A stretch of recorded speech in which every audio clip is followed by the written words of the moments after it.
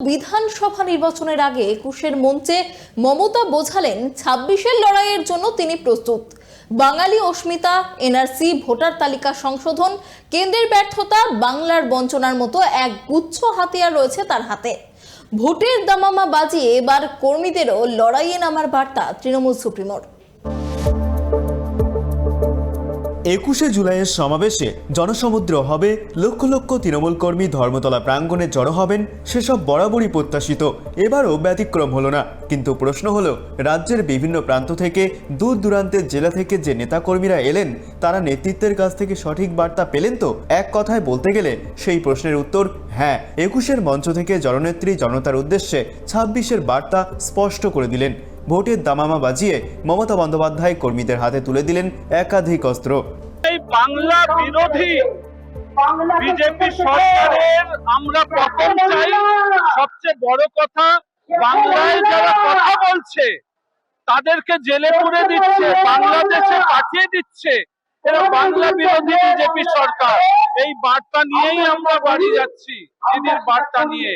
আগামী ২৬-এ পুনরায় আমরা দিদিকে মুখ্যমন্ত্রী দেখতে চাই এবং এই বাংলা বিরোধী বিজেপি সরকারের কেন্দ্রেও তার পতন চাই। আর বাংলায় এদের কোনো স্থান নেই, কারণ একমাত্র এরা হিন্দু আর মুসলিমদের মধ্যে বিভেদ লাগিয়ে ভোটে লড়তে চায় আর বাংলায় অশান্তি সৃষ্টি করতে চায়। আর এরা বারবার বলছে এরা বাংলা বিরোধী, বাঙালিদেরকে হিংসা করে এই বিজেপি।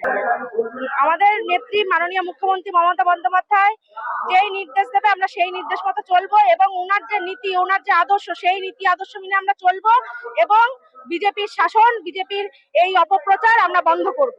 দিদির সাথে আমরা একসাথে এক হয়ে লড়ব। ২৬-এর নির্বাচনে তৃণমূলের মূল অস্ত্র যে হতে চলেছে বাঙালি অস্মিতা, সেটা ইতিমধ্যেই স্পষ্ট হয়ে গিয়েছে।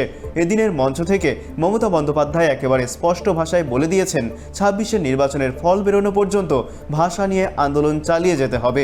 বাংলা ভাষার উপর কোনো রকম সন্ত্রাস বরদাস্ত করা যাবে না। সেই মতো কর্মসূচিও ঘোষণা করেছেন মমতা। তৃণমূল নেত্রীর বক্তব্য, ভাষার অপমান হলে দরকারে ফের ভাষা আন্দোলন হবে এবং সেই আন্দোলন ছড়িয়ে দেওয়া হবে দিল্লি পর্যন্ত। আসলে তৃণমূল নেত্রী ভালো মতোই জানেন, মাতৃভাষার প্রতি মানুষের আবেগের চেয়ে বড় কোনো আবেগ বা নির্বাচনী ইস্যু হতেই পারে না। আমাদের নেত্রী সব ভাষাকে, ধর্ম যে যার, উৎসব সবার, এটা বলে সবাইকে এক চটিয়ে পুরো বাংলাকে এক করে নিয়ে চলছেন। আজকে বিজেপি শাসিত রাজ্যে আজকে যে বাঙালিদের উপরে যে অত্যাচার করা হচ্ছে, বলা হচ্ছে বাঙালি মানে বাংলাদেশি। তাহলে ওরা তো এখানে শিক্ষিত, এখানে পড়াশোনা করে বাংলার দিকে বাইরে গিয়ে ওরা ওখানে কাজ করছে, তাহলে বলা হচ্ছে কি সে বাংলাদেশি। এটা কি ভুল? কি আমরা কলকাতার বাইরে গেলে আমরা বাংলাদেশি হয়ে যাব? হ্যাঁ, এই বিজেপি শাসিত রাজ্যে আসাম, হরিয়ানা, দিল্লি, মহারাষ্ট্রে, উড়িষ্যা, মানে এরকম মানে আমাদের মানে বাঙালি মানে অতই ঘৃণা। তাহলে বাংলায় কি করে বিজেপি রাজ্য লোকের বাইরের লোকগুলো এসে ভোট চাইতে আসছে? কেন আসছে? দেখুন, এর আগে এনআরসি চালু করেছিলেন, দিদি রাজপথে নেমে তার প্রতিবাদ করে সেটা বন্ধ করেছেন। আবার আমাদের ভাষা আন্দোলন, কারণ আমরা বাঙালি, আমরা আমাদের মাতৃভাষা বাংলা। মমতা বন্দ্যোপাধ্যায় তিনিও বলেছেন যে আমাদের ভাষা আন্দোলন করতে যতদূর যেতে হয় আমরা যাব, আমরা দিদির সঙ্গে আছি। আমাদের বাংলা ভাষা, যদি এই বাংলা ভাষাকে যদি কেউ অমান্য করে, এই বাংলা ভাষার জন্য যদি বাংলাদেশে পাঠিয়ে দেয়, এটা তো ঠিক নয়, এটা খুবই অন্যায় কাজ হচ্ছে। বাংলার মানুষ বাংলায় থাকবে, বাংলায় কথা বলবে, বাংলার মানুষ আমাদের দেশের সমস্ত রাজ্যে গিয়ে থাকবে, কথা বলবে বাংলায়। তা বলে অন্য রাজ্যেতে বাংলায় কথা বলবে বলে তাদেরকে ডিটেনশন ক্যাম্পে পাঠিয়ে দেবে বা বাংলাদেশে পাঠিয়ে দেবে, এটা তো ঠিক নয়। ২১-এর মতো সবার সাধারণ ন্যারেটিভ তৈরির মঞ্চ হিসেবে কাজ করে। মমতা বন্দ্যোপাধ্যায়ও সেই ন্যারেটিভ সাজিয়ে দিলেন। বাংলা বনাম বহিরাগত ইস্যু শাসক দলকে ২১ এবং ২৬-এ সাফল্য এনে দিয়েছে।